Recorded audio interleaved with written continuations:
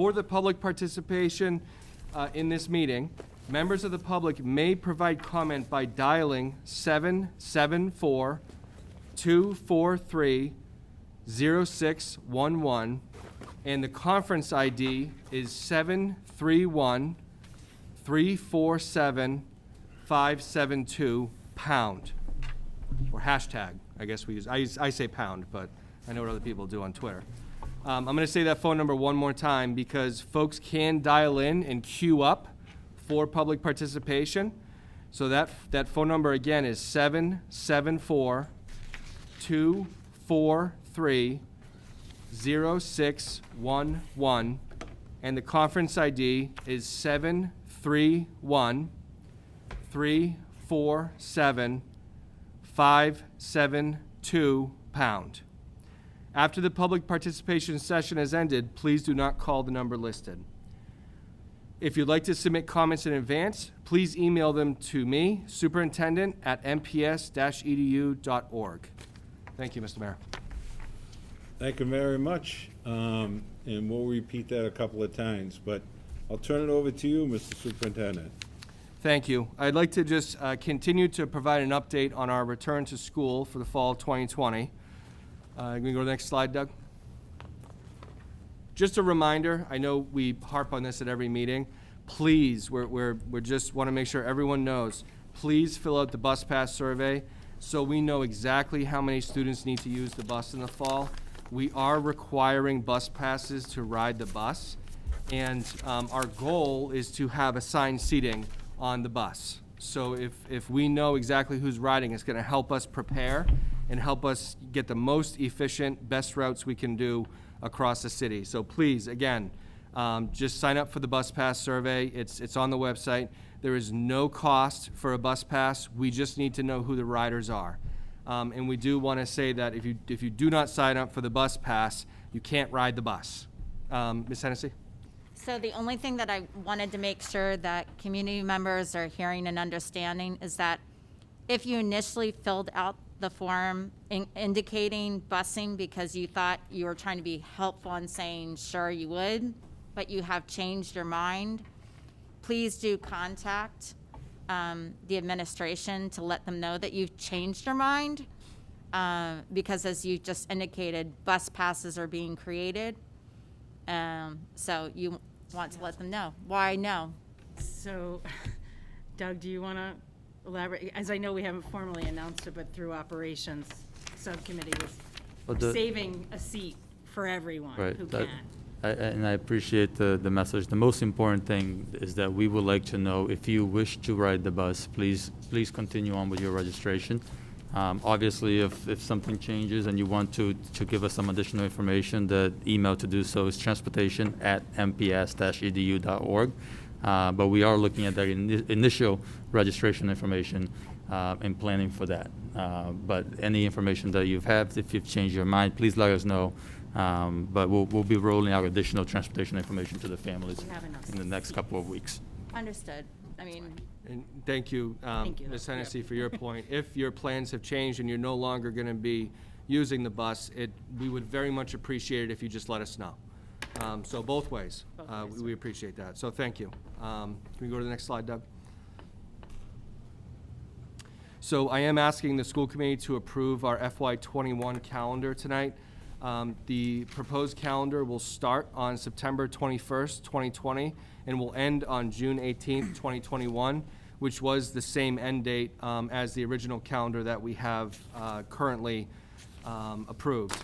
I did want to let the committee know that we have secured a waiver from the state on our start date. So they have approved our start date of September 21st, and we also secured a waiver from the state on our time on learning reduction due to transportation. So we're obviously very happy to let you know that.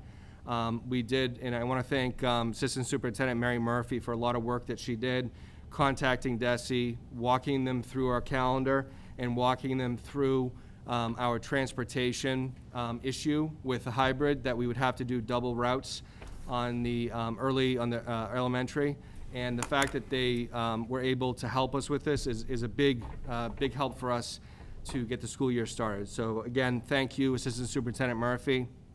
And I just wanted to let you know that we do have those waivers in place, so that way I can present that calendar to you tonight. Mr. Diaz is just going to update some of the work that's going on in the operations, specifically around our work to make sure that we're meeting and/or exceeding any of the DESI requirements for HVAC. And really, this is also focused around air exchanges and ventilation. Thank you, Mr. Superintendent. Yes, there have been a lot of feedback that we've received from the community and staff, and I just wanted to reassure everyone that we have been looking at all of the HVAC systems. We've been engaged with a consultant who is well-versed with the CDC recommendations for HVAC. We have the full support of the city and interim DPW Commissioner Ted Scott. The Marlborough High School system had already received an extensive analysis that received some recommendations, and we're already acting on those recommendations, and we'll be doing the same exact thing at all schools in Marlborough. So I just wanted to make sure that that information is out there, and that work is ongoing and will continue. And we also want to, be very transparent and provide information to the community and to the staff and faculty as well about some of the actions we're taking. So some of the actions can be as simple as replacing one filter with a HEPA filter.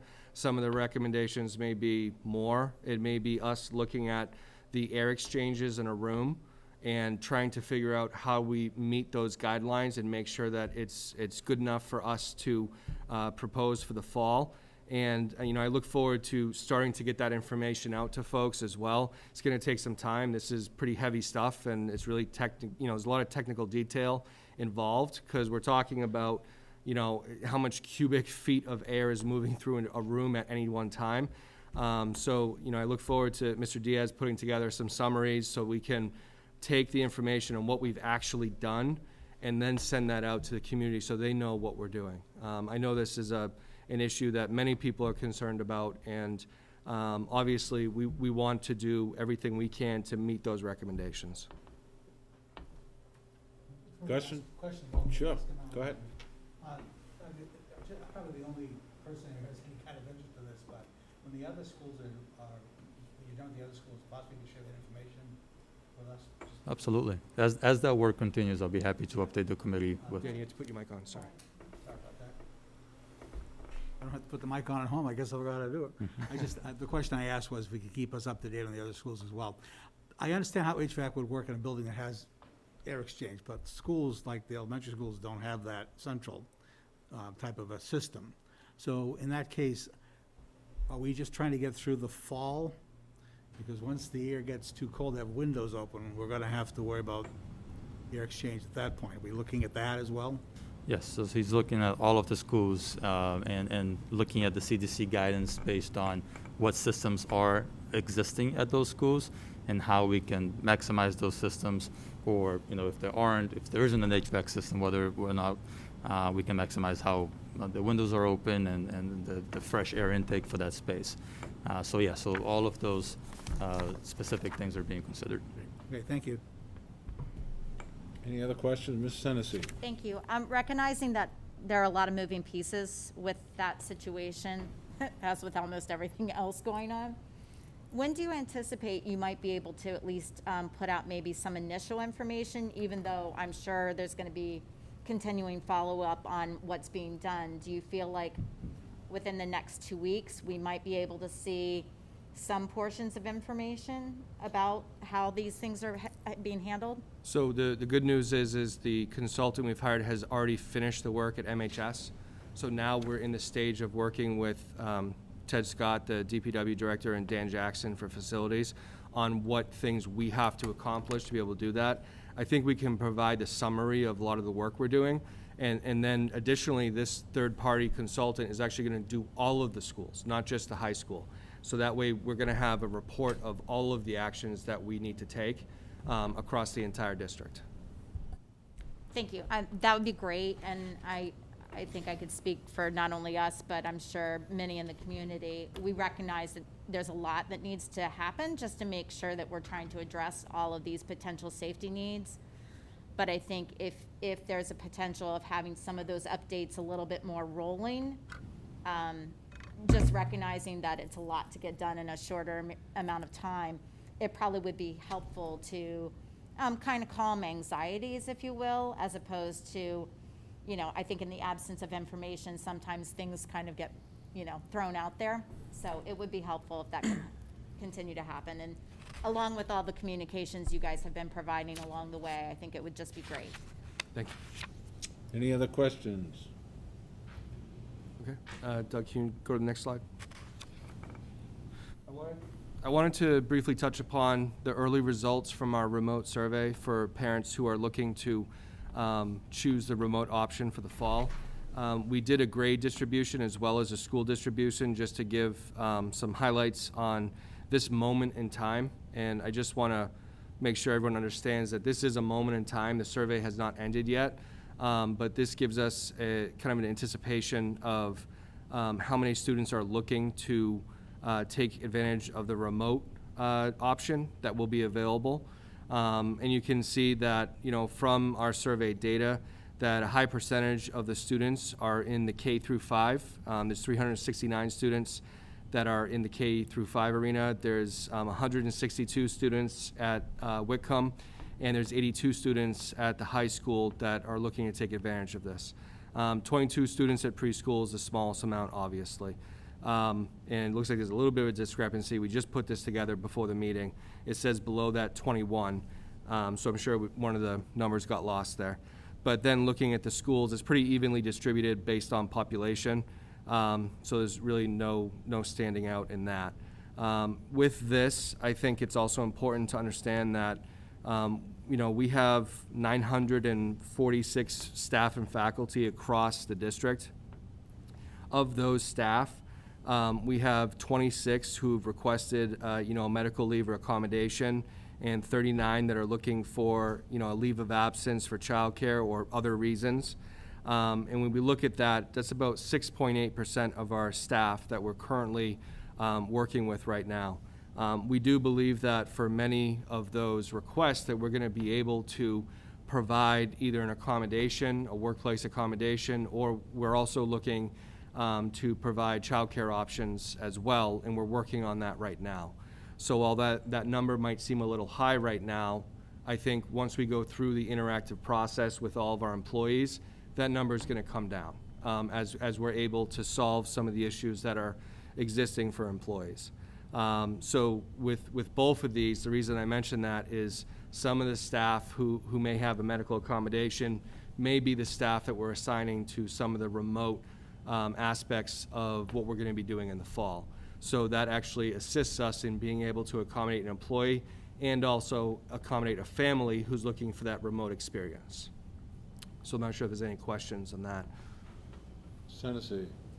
Thank you. So just to clarify, not only did we have the survey that went out, obviously, the remote survey that went out to parents relative to their students and their potential educational needs, but then another survey actually went out to all of our staff so that they would have an opportunity to be able to let the administration know their situations, whether it be medically related, childcare issues, or other, so that you guys could do appropriate planning to then also bring before us in planning for this next year, correct? Yeah, absolutely. So we asked all employees to respond to the HR office by August 1st if they knew.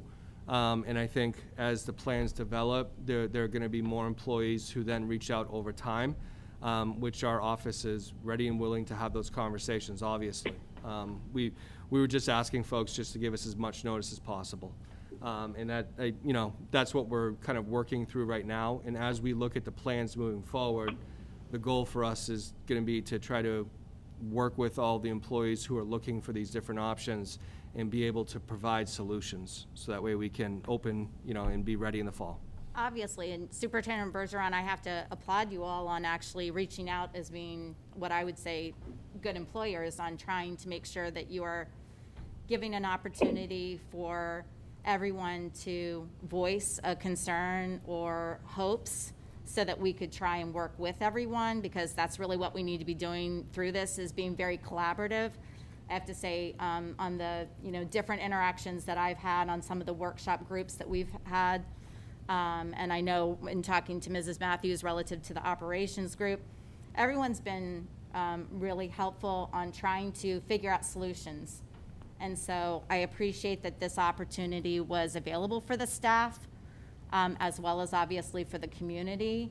And my hope would be that people have utilized this. I'm a little surprised in regards to what would appear to be the numbers of responses at only 65 relative to the staff. So my hope is that the staff and the community would use these opportunities of getting involved in the process so that we can do what we can to answer people's needs, so. And we ask anybody who is an employee and is looking for an accommodation, we just ask them to reach out to the HR office. It's a confidential process. That's also why we give the numbers in large Yeah. buckets, if you will, just so we don't want to identify any one person or anyone in a school. But we just ask that they go through that process with our HR office, so that way we can at least gain an understanding of what the issues are, so we can provide some solutions. Right. I mean, and my understanding would be that it's really more putting folks, if you will, into appropriate buckets about whatever their needs or issues might be, so that we can do as best as possible to make sure that safety is taken into consideration while we're trying to make sure that we're operating as best as possible to educate students, so. Absolutely. Thank you. Any other questions?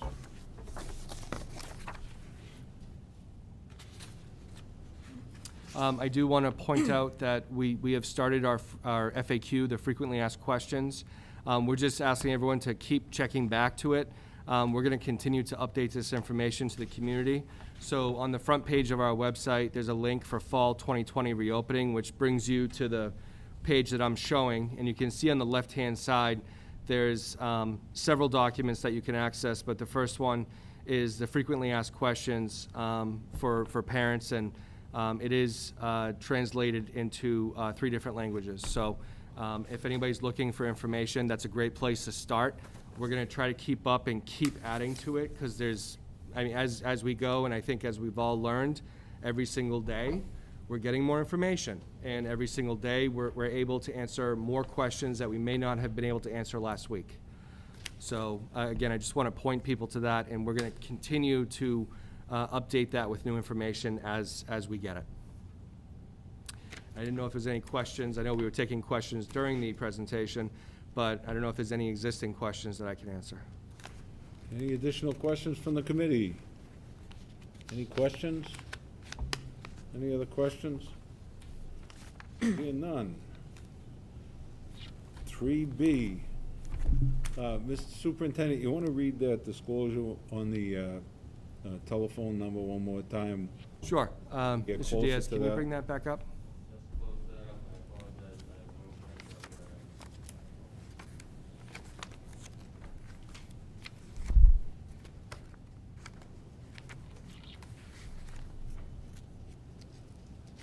Before we go to 3B, can we go back? I do have one question, because I realized what 3A was. Okay, you can ask your question while we're... Okay. Superintendent, can you, since we're talking about the reopening, and I know there, as you said, there's ever-changing information, and I would assume that in 2 weeks, you'll report this fully out, but I think there was a lot of information that we received today from the commissioner as well as the governor, Yep. having to do with a little more guidance from the state as far as recommendations for how districts should plan. And I know personally, as a school committee member, I found it very helpful to finally receive some metrics, and more so for the pivot when and if it's needed, as opposed to, I support the decision I made, but I also think that the community should understand that we're also now have received guidance regarding that. Yep, I believe at noon today, the governor did hold a press conference and discussed some of the data that they are using to determine where school districts should be in their reopening based upon the active infection rates in the community per 100,000 residents. I did have a brief opportunity to look at it. It wasn't an interactive slide that I saw, it was just a slide. So looking at that, I think over the next 2 weeks, as it is actually populated with data, I think that's something we can bring back to our next presentation on the 25th. And again, I think the important thing with that one piece, as well as everything else we're doing, is that's a moment in time. And really what I heard, I guess what I heard from the governor, I don't want to speak for anyone, but what I heard was that this gives you a series of data over time, where you can see what happens every 2 weeks or every week as they update it, and you can look at timelines to see whether or not it's increasing or decreasing, and whether or not you're becoming more at risk or less at risk. So I think as a tool, this has been something that I believe everyone has been asking for, to be honest. So we'll be working with that. Obviously, I'm in the early stages of looking at it. I still want to talk with our local Board of Health, with Mr. Garside, and talk about how the data is populated, so I can have a better understanding, so I can best describe it in public when we're talking about it at the next meeting.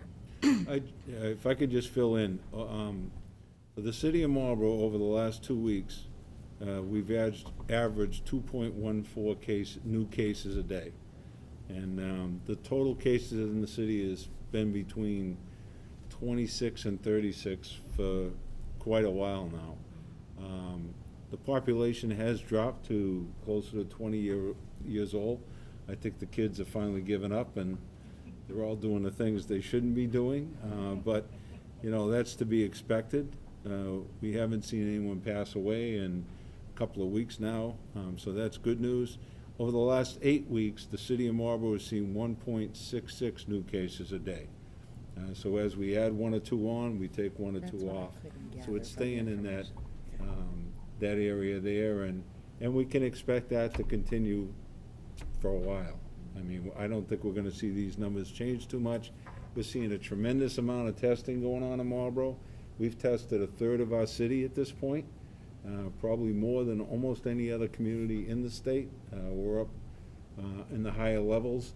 We are changing the process. There'll be no more drive-up at the hospital. I kind of gave them the word, we need our school back.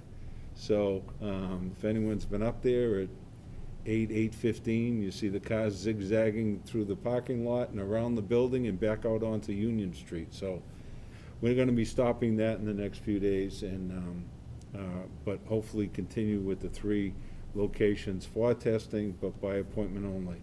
There doesn't seem to be any backup at the other 2 facilities that are doing substantial testing, so. And that's been extended through September, right? Because originally it was supposed to end this week. But so- it's gonna be appointment only. Right, no, but We're it- not doing the drop-in. Right, yeah.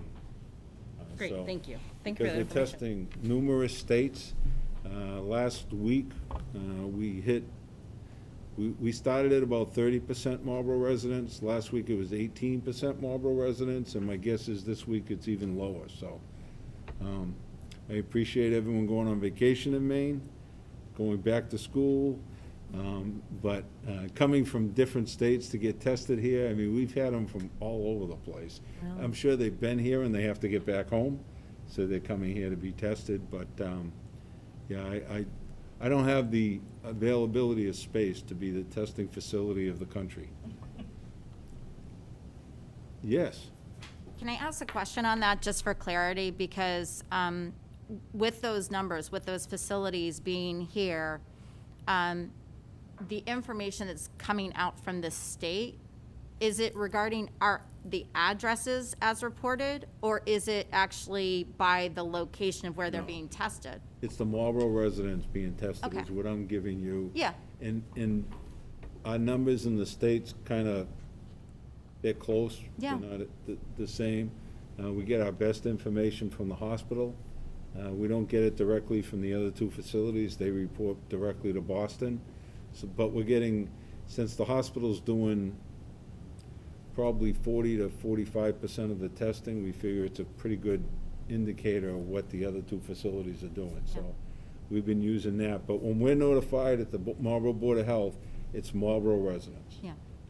Because the state feeds it to us, and we kind of just verify stuff with the hospital. No, thank you for that clarity, because I think that's important. I feel like sometimes that information may fall upon deaf ears of understanding that we've had an opportunity of having a testing facility here, but that doesn't necessarily, we have to understand and reflect our Marlborough numbers as opposed to others that may be coming in to utilize the services. Right. But communities that aren't doing the testing, because there's so many asymptomatic cases right now, and because we're testing so many, we're bound to get more than others because they're not testing at 30 or 40, 35%. Right. We're testing a large number, and that's why some are popping up. But the other thing to keep in mind is if someone tests positive, and 3 days later or 4 days later, you go get tested again because you want to go back to work, you test positive again, that counts as 2. So even though it's one person, it counts as 2 positive tests. So, there's we ask as many questions as we get answers for every day. So. They've been doing a great job, though. The health department's done a phenomenal job. The teachers from the schools have been down there all summer. Superintendent says he wants them back. I don't know. They're doing a good job down there, but we are going to keep one of them. So that's great news. But no, everyone's been working together all summer. It's been great. Well, and with that opportunity of them being here through September, it seems like that might lead to a great opportunity for all of our workers and families to make sure that they're utilizing this opportunity of having it available to them and to potentially do get tested.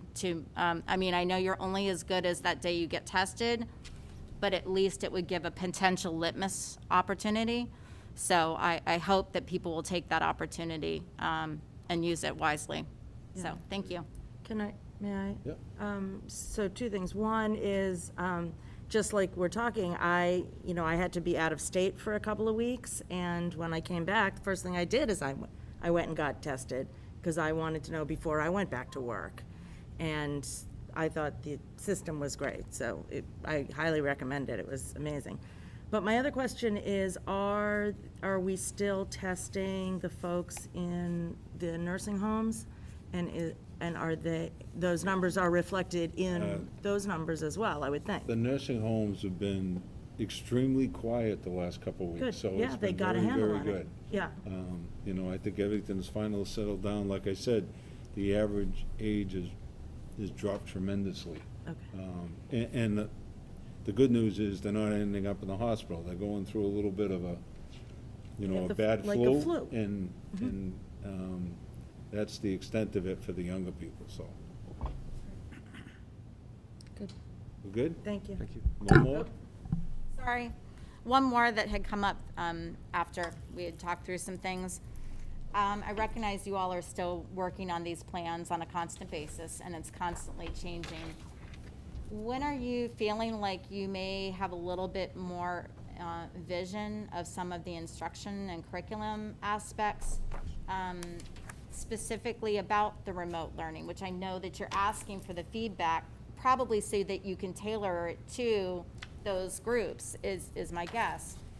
But do you have an idea what you're shooting for, recognizing that things are going to change? And I think that's all part of just being flexible with that knowledge base. I think for remote learning, we did take a look at the state's guidance in terms of the vendors that they had hired to be able to provide some of the remote learning opportunities. And I think myself and my administration are pretty strong in our opinion that we would rather have it done in-house. We believe that, first of all, the costs were a little high on some of the vendors, on top of the fact that we would still have to provide the staff member on top of the costs to be able to run the system. But we think that it's the best of both worlds, where we keep the control and the quality in-house. And also, if it's our own person, we're already following our established curriculum, and we're following the state standards. And there's going to be, at some point, we're going to need to talk about having remote and in-person come back together. And to me, that is the part where nothing is ever 100% seamless. Right. But if it's our own teachers that are working with all of our teachers, and they're using the same curriculum frameworks and they're together, I think we have a much better chance of having that be a better situation for all of our students. I'm very much in favor of doing it ourselves and not using an outside vendor at this point. And I think as we continue on and start to refine some of those plans, absolutely, we want to bring that information and show you. One thing we are working on is we do have to do a final submission for the state on the 3 plans. And part of that is wrapping in a lot of information about schedules, about offerings, how are we going to do all these things in different models. And I think that will answer a lot of those questions as well. But I think for parents, I can say from my perspective, from the administration, from what we've looked at, we feel like this should be an in-house curriculum delivery for the remote option. Thank you. So, I mean, just obviously, you're thinking through things. It would seem then to make sense that hopefully the remote learning folks would utilize programs such as Go Math or Fundamentals or something like what we're already doing here, maybe in their own situation at home, so that there is an easier transition once we are then all back together. Yep. Make sense? Absolutely, yep. Okay. And for the remote portion, part of what we're doing and part of what we're trying to do is to make sure that we also provide, if they need a Chromebook, if they need an iPad, that the district has gotten enough of those devices to be able to provide that to the families. So it's one device per student. I know one of the frustrations I heard in the spring was that we provided a Chromebook to the family, but there was 4 kids and, they're fighting over it at some point. I mean, it's going to become who gets to use it. So what we're looking to do is avoid some of those barriers by providing the devices to make sure that they can access what they need to access at that time. And that was also where you all had earmarked money towards potential hotspots to help us as well with some of the concerns that we were finding that during the spring, maybe people were having a tougher time necessarily linking in, but now hopefully we can satisfy some of those concerns to make that available so they don't have that many issues at this point. Absolutely, yep. Okay. We did also apply for a competitive grant for the state. My hope is at the next meeting I'll be able to give you some details on that. Okay, great. Thank you so much. Good. Mr. Crusoe? Well, it kind of stole my thunder a little bit, Ms. Hennessy, but I was hoping we were going to get back to what we're sort of here for, which is the educational portion. And I'm glad to hear that you're doing that. My concern about the remote learning all along was that we were going to be too remote from what we... It's on. You're going to be a little closer. Oh, good Lord.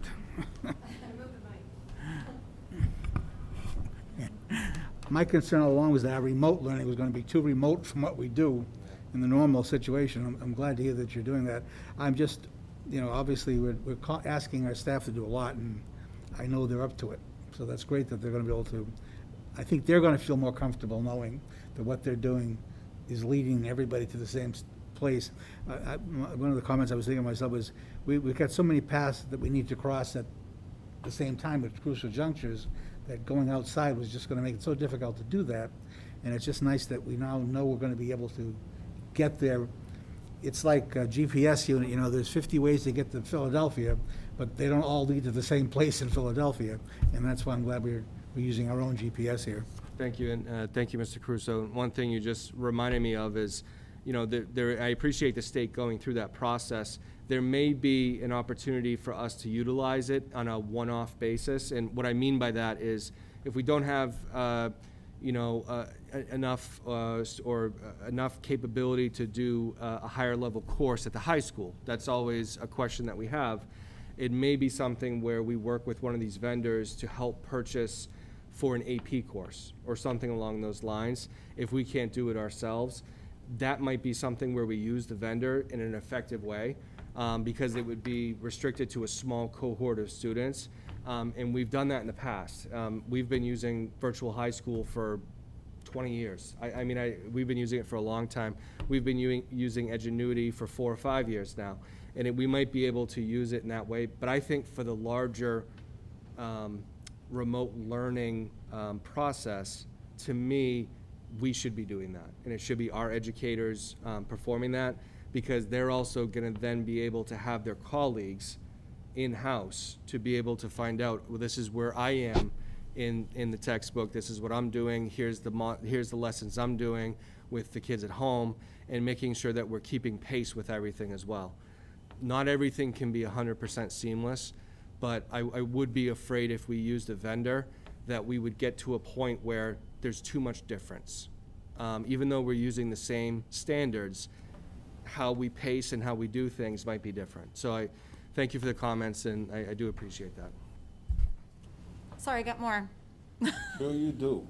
I've been thinking a lot.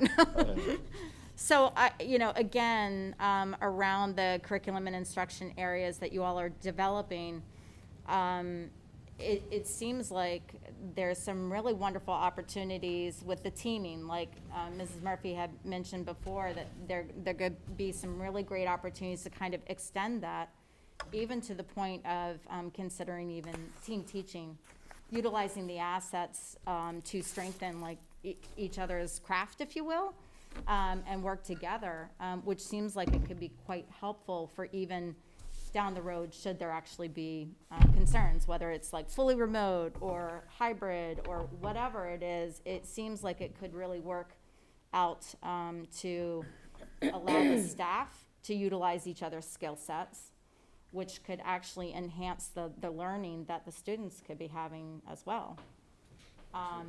And then I'm sure there's all kinds of discussions going on around synchronous learning opportunities, whether asynchronous and such, with the week at home, week in school, all of that. But thank you for all of your work. It can't be said enough for all that you guys have been going through, and obviously so many staff members that have been putting in countless hours over the summer. To me, that's one of the wonderful things that I appreciate, especially seeing everyone really working together to come up with solutions around something that none of us could have ever even imagined we were going to be experiencing. And I appreciate that and hope that everyone can be continuing to do that in the future. Thank you. Thank you. I'm sorry, Mr. Anything else? Okay, I'd like to just, again, remind for the public participation, I want to read off the phone number again. So again, there is not a question and answer session, but a time for comments to be heard by the committee. To listen to the meeting at the above date and time, you may do so by tuning into WMCT-TV, Comcast Channel 8, or Verizon Channel 34. For the public comment portion of the hearing, members of the public may provide comment by dialing 774-243-0611, and the conference ID is 731-347-572#. Again, you can actually dial into this right now. So everyone who's watching at home, you can dial in right now and use the conference ID. We'll put you in queue and we'll call upon you one by one. So I'm going to give that phone number again. It's 774-243-0611, and the conference ID is 731-347-572#. And again, you can call in right now. We'll mute your mic when you come in, and we will call upon you one by one for the public participation when we do get to that on the agenda. Thank you. Thank you, Mr. Mayor. If you just bear with me 1 second, we're going to load up the next presentation. And I just wanted to mention that a great ceremony today for Teacher of the Year. The mayor and our vice chair were able to be there to show the support from our city and also from our school committee.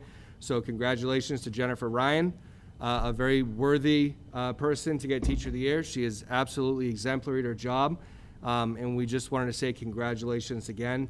I don't know, Mayor or Ms. Bodenhenger, if you had any comments, but I just really appreciate everything the Masons did, and the fact that, we had to flex a little bit for this new normal, but we had a small ceremony outside at the back of the Whitcomb School to recognize all three of the educators, and the runners-up were Chris Henry, and Claire Nicholson, and I just want to congratulate all of them. Great ceremony.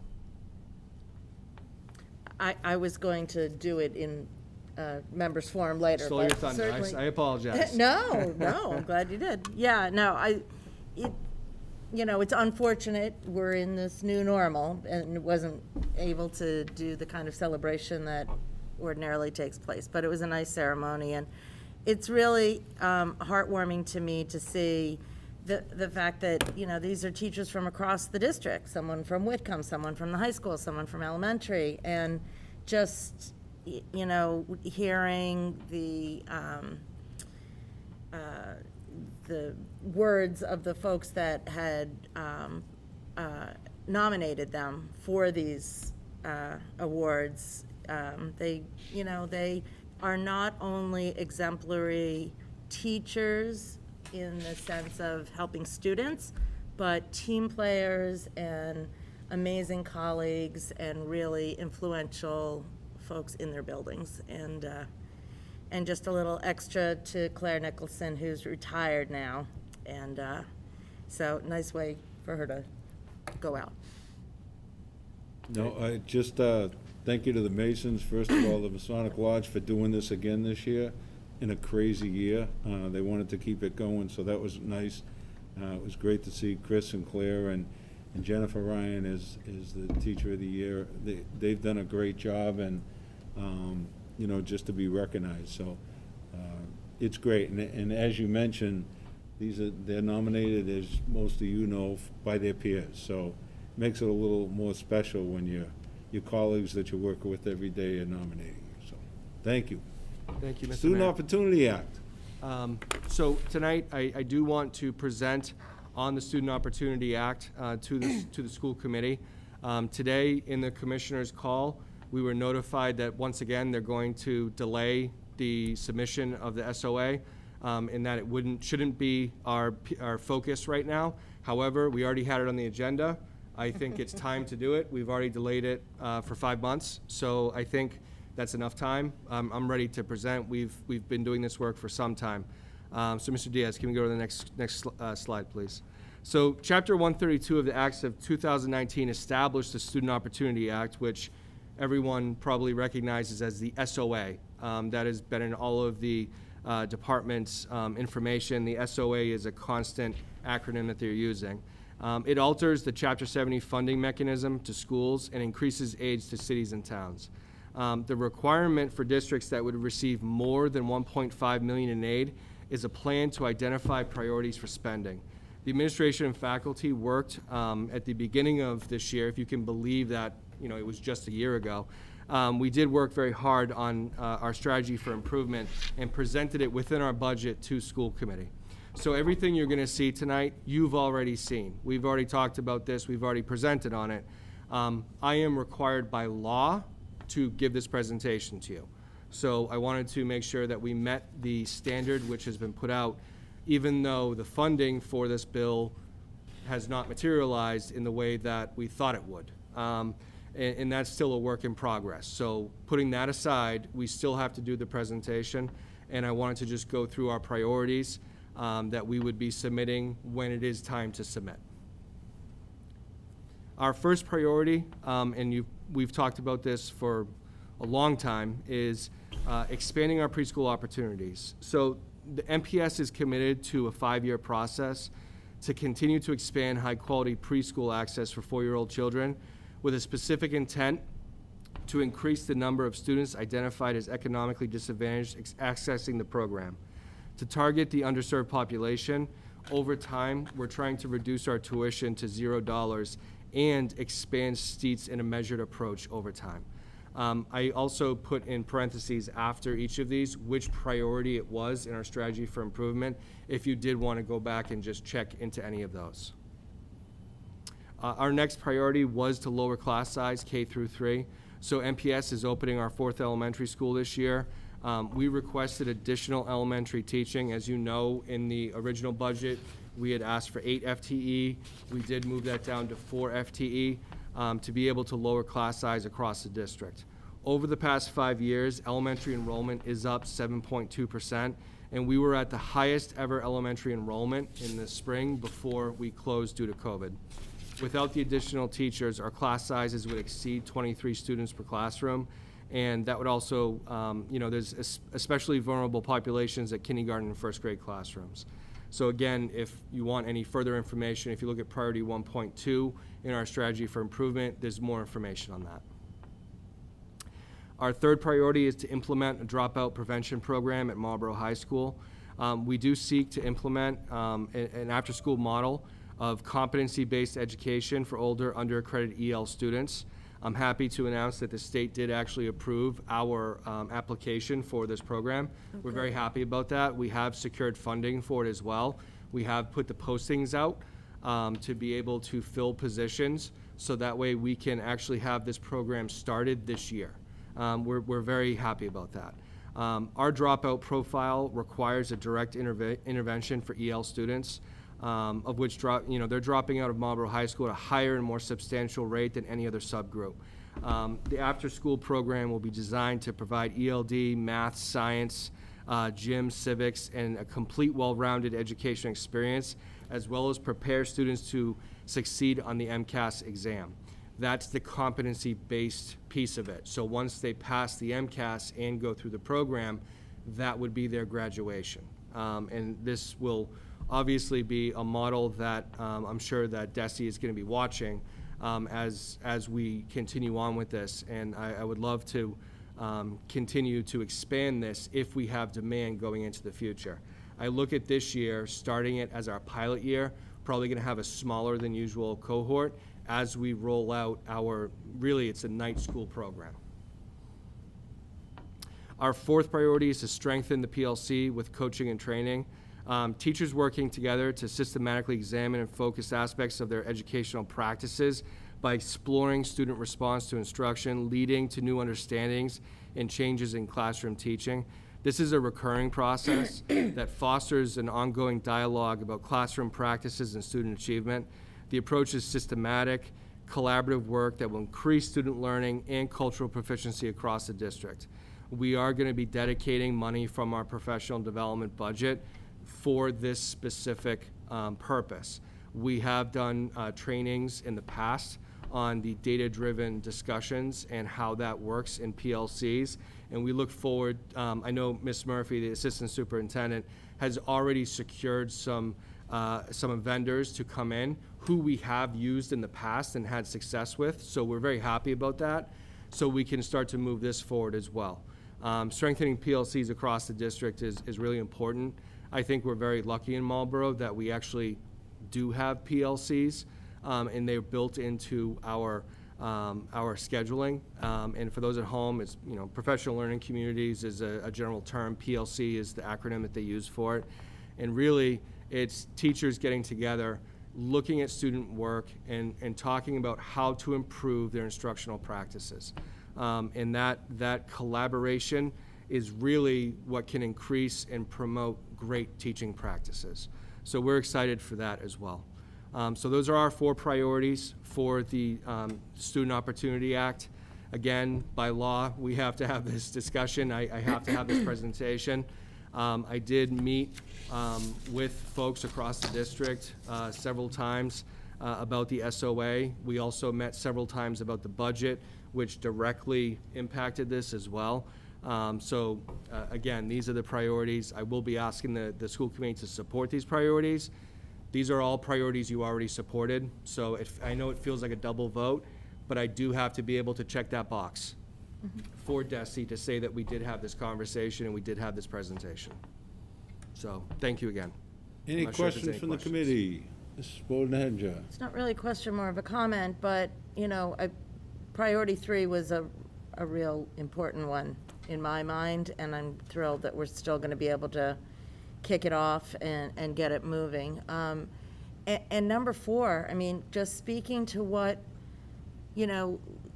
this year is going to look like, with some teachers teaching remotely, some teachers teaching in-house, and not being able to gather in the same way that they have before.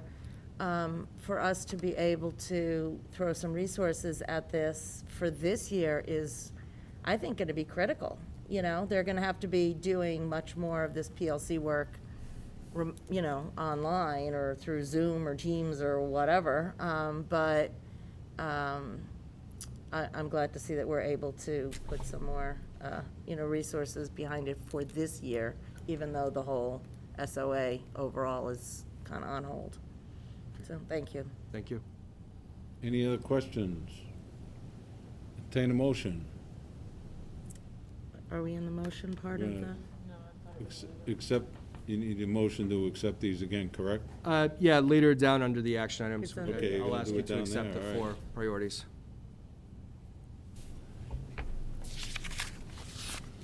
All right, no directives, no communications. Do you have any additional report, Mr. Superintendent? No, I do not, but Mr. Diaz, would you mind putting up the public participation slide again, just so we can have it on the screen for anybody who wishes to call in? And I'll just start reading the phone. Mr. Mayor, do you mind if I read the phone Sure. number again? The phone number for public participation is 774-243-0611, and the conference ID when you call in is 731-347-572#. And that is on the screen. If anyone is looking to dial in, we will get you in queue, and we will call you one by one for public participation. Thank you. And with that, I'll open it up for public participation. All right, Mr. Mayor, I have someone in the queue, and we're going to ask the person, I'm going to read off the last 4 digits of their telephone number, and I'm going to ask that person to actually hit *6. I believe that's correct, Scott. You can come tell me if I'm wrong. *6 will unmute you. So the last 4 digits of the telephone number are 3529. And we're gonna need name and Name and address also. Yep. So if your phone number ends in 3529, if you can dial *6, it will unmute your line.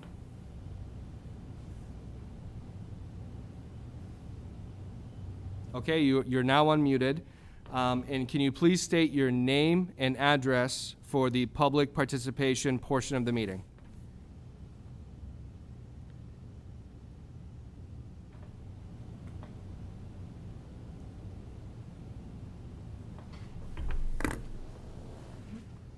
All right, seems we're having a slight technical difficulty. If you could bear with us for just 1 second. Your line is unmuted, and we're just going to see if we can't resolve that.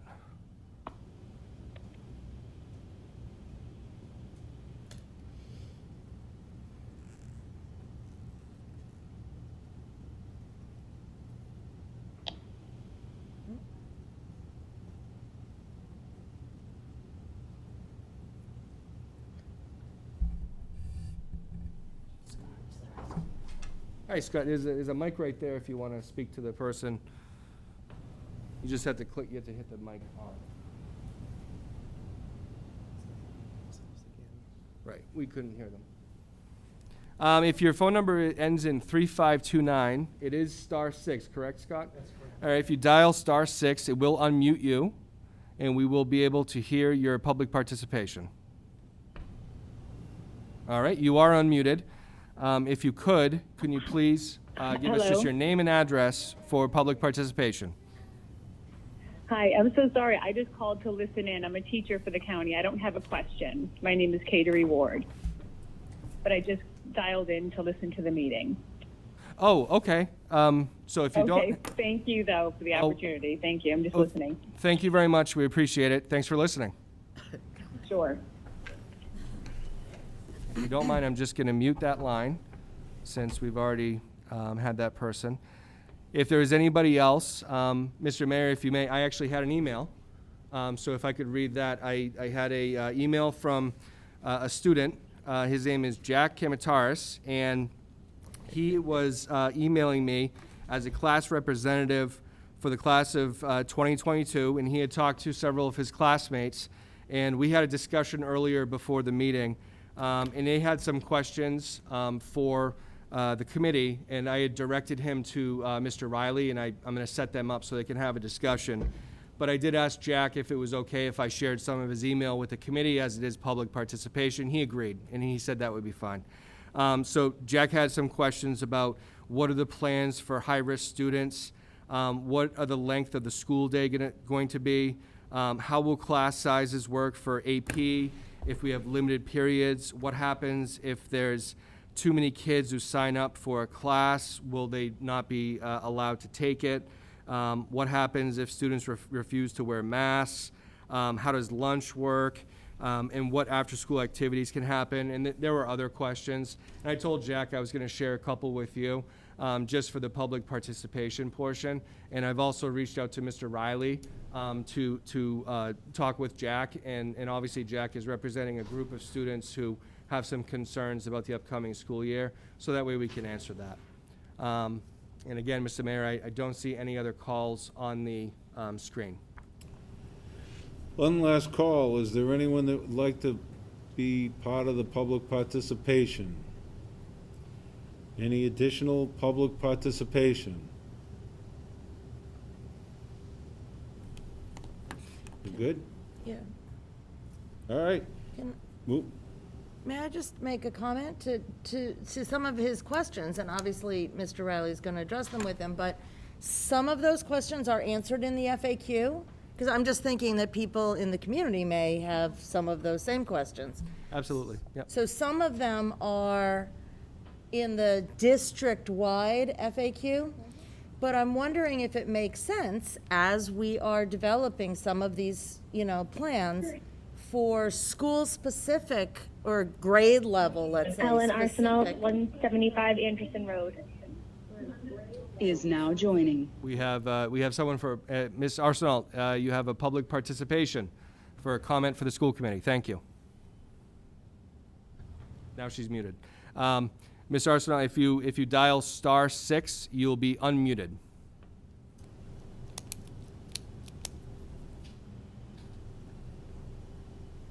You're now unmuted, and you have a comment for the public participation for the school committee meeting. Hi, I just wanted to know what was happening with kindergarten, their kindergarten screening, and are they going to have the same day start as us, as the rest of the school, or later? I can address that. Thank you for the question. We are planning on doing kindergarten screening over the period of time in the summer between August 31st and September 18th. So that way we can have kindergarten start on the same day as everybody else. So thank you for that question. I apologize. I didn't mean to interrupt you. Not at all. I didn't know somebody was there. I didn't know either. You good? Everyone good?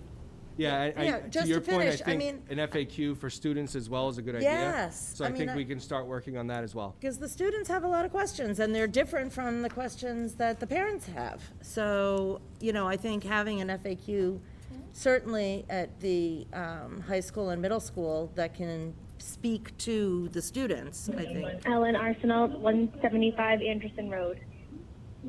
She was just Is leaving. now exiting. Yeah. Thank you. That's something that we can start talking about and Yeah. working on. I know the building principals can help with that as well. For sure. Yeah. Thank you. So if there's no one else, I'm going to move on to FY21 school calendar. Thank you, Mr. Mayor. I did provide a hard copy of the school calendar at all of the seats, so you can take a look at it. Additionally, I did email this out.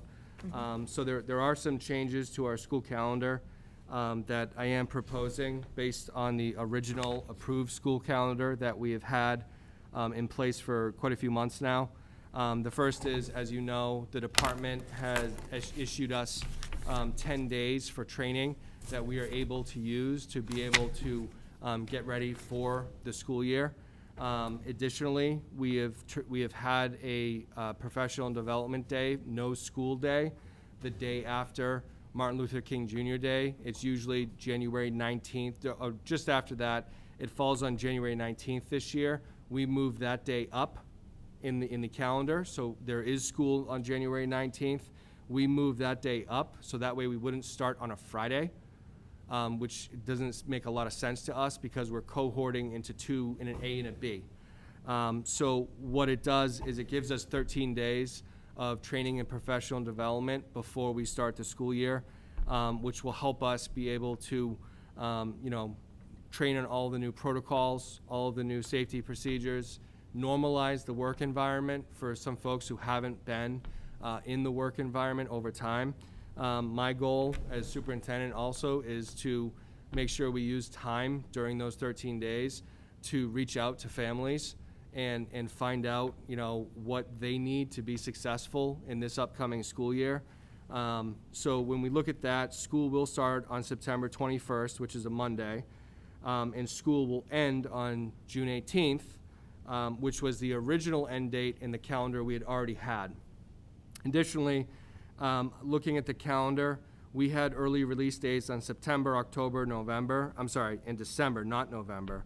And those really conflict with what we're doing right now, and it really makes the AM, PM sessions for kindergarten very difficult. So what I'm asking for is to remove those from the calendar, but keep the 3 on the back side of the calendar starting in January. And we may have to come back to you at some point and talk about that, depending on what the public health data and the vaccine and treatments and all of those types of issues are coming up. But on that calendar, those are the significant changes that were made. So I'm not sure if there's any questions or comments on the calendar. Questions or comments? Ms. Matthews? Thank you. I guess you said it, but I hope that the public hears it also, the fact that while these delayed days are to help train our staff, it's also, as you said, the outreach to our families to make sure that they can be as successful as possible. So the kindergarten screenings, the making sure that the kids have hot spots, they can connect properly, all of those things. So it's sort of an extension of a vacation. It's not, because there's going to be a lot of activity that is going to happen. And hopefully in the next couple of weeks, you'll have the opportunity to put out more dates, specific to it. And there's, two other things that I failed to mention the first time around. I just want to make sure is that for some of our normal activities and nights that we have traditionally done in the past, such as a curriculum night, and also for our parent-teacher conferences, for that, I did say those nights are to be determined, and partially we're going to have to determine how we're going to do them in a remote environment. So that way, we're going to need some more time to think about that. So we've asked at this point just to put a TBD on those, just until we have more time to look at that. So that's something I failed to mention. And I know that even though we are starting later, Mr. Diaz, can you please explain to the committee our plan to keep delivering food and how we're going to continue doing that through that period of time? Thank you, Mr. Superintendent. So our goal, now that we have an extended period before students are back in school, is to continue with the summer food program up until the week before school starts, so that there's no loss in meal continuity for the families. Excellent. And that's still under the same rules as the summer because we're not back to school yet. Right. So Correct. that it gives us a lot of flexibility. Yeah, that's great. Ms. Ryan? I just have a question on the second page. Sure. Under the progress report and report card schedule. Were the terms adjusted because of the 13-day delay at the beginning of the year? We're going to have to adjust these and probably bring them back. Just looking at these, that was something that I had asked Patty Sibilio to take a look at. We're probably going to have to adjust some of these dates and bring them back just, Okay. For a final. But I wanted to get the calendar as set as we could and then get to that next part. We did remove some of them, you're right. Oh, I think Mrs. Murphy is saying that they were adjusted. Okay. My other question is, I know that there was some discussion, but I haven't seen anything in writing yet, about school times might be adjusted. And so I'm wondering if, for the sake of this calendar, do we want to remove like the formatting of the times for now, so as not to confuse families about the start and end times of school? A very good suggestion. Or we can update them for the period of time that we're under right now. So that way, whatever calendar we're setting out has the times that we're doing. And if and when we come together and look at a full return, we could issue a revised one. Or maybe just change the title to say office hours, maybe, because that may still, those may stay constant.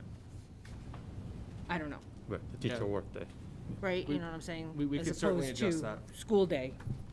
And then just a couple of typos. Under Yeah. curriculum night, dates to be determined is Deet. misspelled. Whoop, sorry about that. And I think just a formatting thing on the first page, January kind January's of missing. shifted to the Yeah. wrong column. Yeah. January is like in the middle of my page. on I the see bottom. that, thank you.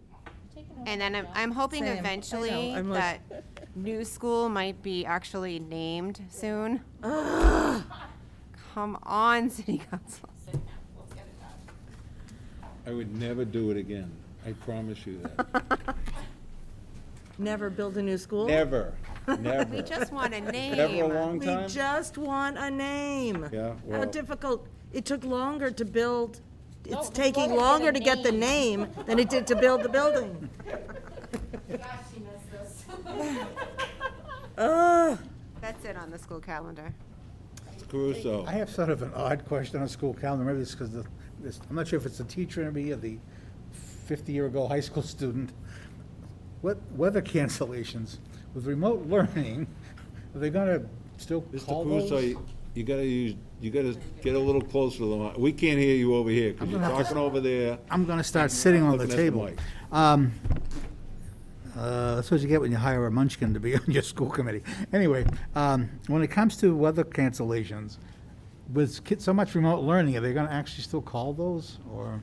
So we've an gotten hybrid. some information on that. So the commissioner had said in one of the calls that he would consider allowing us to do remote for those days and not then having to make them up at the end of the year. Yeah. I want to see it in writing.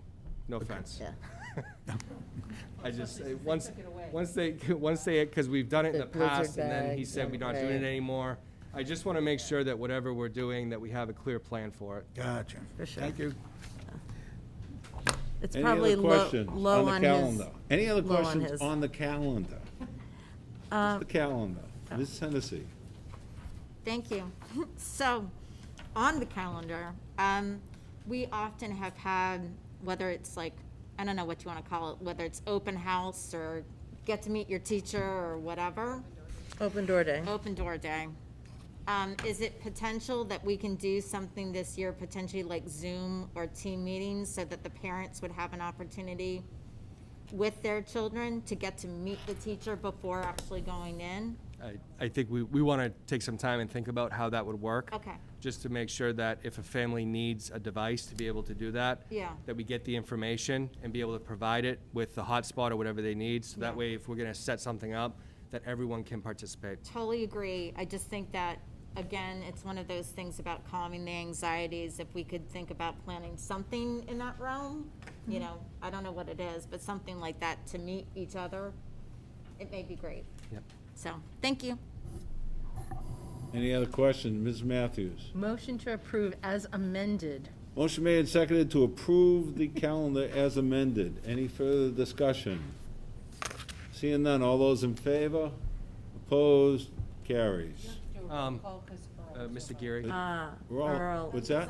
Mr. Geary Yes. is on. Mr. Gary, Mr. Gary, I'm sorry. gee. Then we are gonna take a roll call vote. Mr. Gary? Yes. Mrs. Hennessy? Yes. Mrs. Ryan? Yes. Mr. Caruso? Yes. Mrs. Matthews? Yes. Mrs. Bowden Henninger? Yes. And the chair votes yes. It is approved. Student Opportunity Act. Thank you, Mr. Mayor. I am asking the school committee to support the 4 priorities that were listed so that I may follow the law and provide the commissioner with an understanding that I've presented and that the school committee has supported the 4 priorities for our SOA submission for this year. Motion to approve the SOA priorities. Motion made and seconded to approve. Any discussion? Is there any discussion? Seeing none. Mr. Gary? Yes. Mrs. Hennessy? Yes. Mrs. Ryan? Yes. Mr. Caruso? Yes. Mrs. Matthews? Yes. Mrs. Bodenhedinger? Yes. And the chair votes yes, it is approved. So when the state gets their act together, we're approved. Reports of subcommittees. Any reports, Ms. Hennessy? Hi, the policy czar is here to tell you, get ready. So, just to make sure everybody's on the same page, tomorrow morning, we will have a policy meeting. It will be remote, so that we can try and get it done. To be completely 100% honest, we have a lot to go through. Some things are gonna be brand new, and some things are needing to be revised because of what we're dealing with. So I'm preparing you all, so if people are on the committee, but not on the policy subcommittee meeting, and you want to listen in, obviously you have that opportunity to be able to be involved and listen in, not necessarily able to be involved in the conversation. That said, I can go ahead and I've sent out to people that already had alerted me that they wanted to be involved. I sent them what we were gonna discuss. If others of you would like to see that material so that you can review it, please let me know. I'd be more than happy to send it to you. Secondly, the reason that I'm bringing this up is we will need to move as many of those forward that get approved, obviously, in our next meeting. And I would hopefully be looking for a suspension of the rules so that we could actually vote on them at that time. And I'm kind of just giving you a heads up about it because that's not our normal procedure with policies. We normally would present them in a first read and then allow them to sit on the table for 2 weeks. But due to so many different policies needing to be broached to address some of the, needs relative to potential remote learning or face masks or whatever have you, that's why I wanted to let you all know now. If you all do have specific concerns about anything, I'd appreciate if you could personally get in touch with me so I can try and answer any questions or make sure that I help with a conduit of how to get the appropriate answer to you early on. So that's my update for policy. Thank you. Ms. Bodenhedinger? I'm not really sure that people who are not on the subcommittee can't participate. They can't vote. But I think people, they do it in the It's a public council all the meeting. time. It's a public meeting. Yep.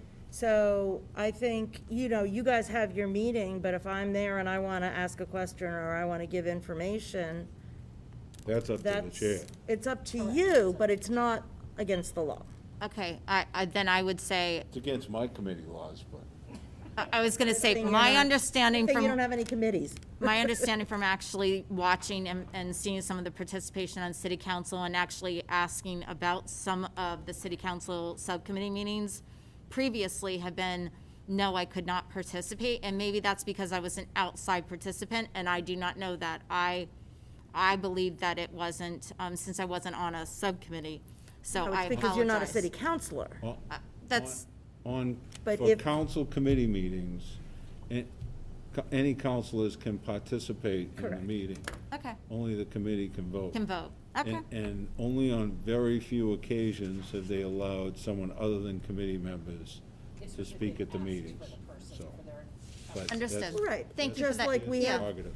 Thank you for the clarity. yeah, if we have administrators come to a meeting to present information, they're The participating good in ones the can meeting. speak, and some of the others can't, so. Correct. Okay, thank you so much. Any other committee? Ms. Ryan? Well, I don't have a committee, but I have a question that I don't think was brought up earlier. Can I ask the question to Superintendent Bergeron? Is it an easy one? Well, maybe? Go for it. I've had some parents ask me, and I didn't hear anybody ask this tonight. Do you have any idea when parents will know what cohort they're in? We should definitely have that by the next meeting. I think we have the cohorts done. I just want to make sure that everyone's on the same page. We've gone through some data analysis. We're trying to use the alphabet, it's the easiest way to do it, and be able to then provide relief to any families who have multiple students in the same household, that they could choose one or the other and keep all the kids together. So within 2 weeks, hopefully we'll know? August 25th, we should have that for that meeting. Okay, and what about the mention of school times? Will we know that around the same time? Yes, we should definitely be able to put that out. Okay, thank you.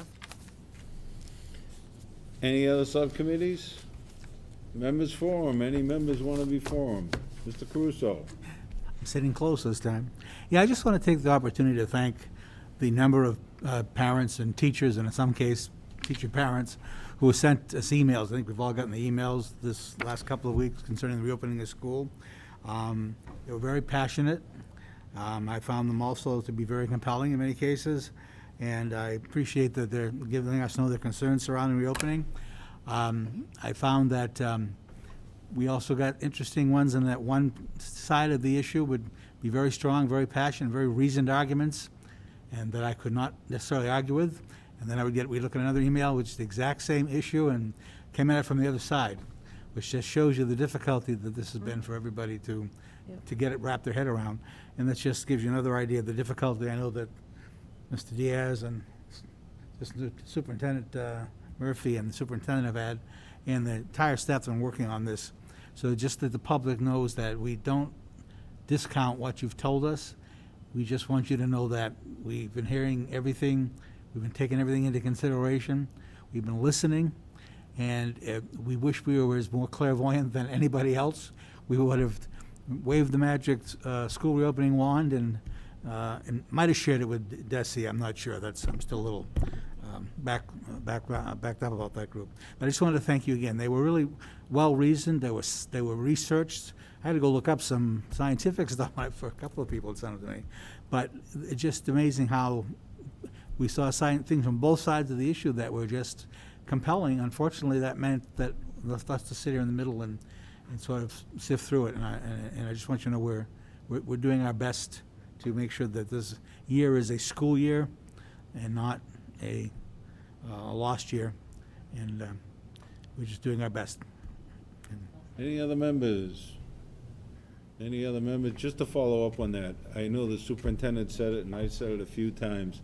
The union leadership on the city side and on the school side has been so cooperative through this whole thing. I know they've been meeting regularly at the schools with the superintendent to try to figure out how to work best to educate the kids, and we've had the same thing on the city side. So most communities are having some real issues, and we've been very fortunate that all the leadership, we've tried to keep them informed the whole way, and I think it's paid off. So thank you to all of them. With that, I will be signing the warrant. you will But with be? that, I will be. But I you reviewed haven't. it. I reviewed it and I will be. All But, right. motion to adjourn. Motion made, seconded to adjourn. All those in favor, Mr. Gary, Yes. Mrs. Hennessy, Yes. Mrs. Ryan. Yes. Mrs. Matthews, Yes. Mr. Caruso. Yes. Mrs. Bodenhenger. Yes. And the chair votes yes. We are adjourned. Thank you very much.